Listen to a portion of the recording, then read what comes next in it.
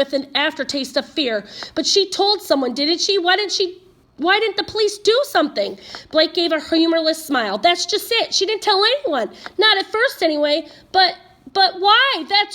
She didn't take him seriously. She thought it was a big joke at first. And then it just made her mad. Then she wouldn't give him the satisfaction of being intimidated. But didn't Wynn know about it? Didn't anyone? After been going on for a while, that's when I found out about it, and then I told Greg. And couldn't you two do anything?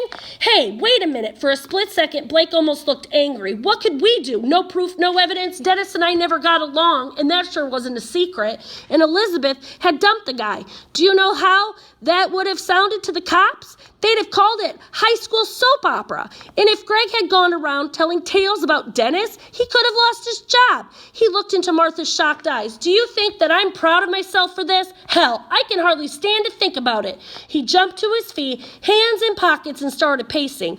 And Wynn, sure, she knew about it. But if we'd made trouble for Dennis, well, he hinted to Elizabeth that he had made trouble for Wynn.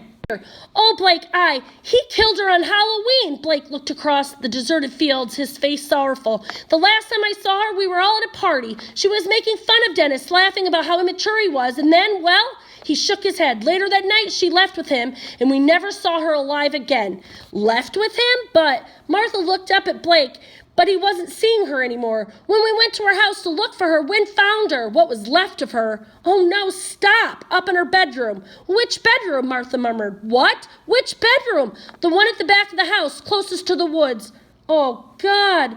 Wynn never got over it. She still has dreams, horrible nightmares. She still feels guilty because she let Elizabeth leave with Dennis and never told us. She was the first one in the house that night, and she still has times when she can't remember things.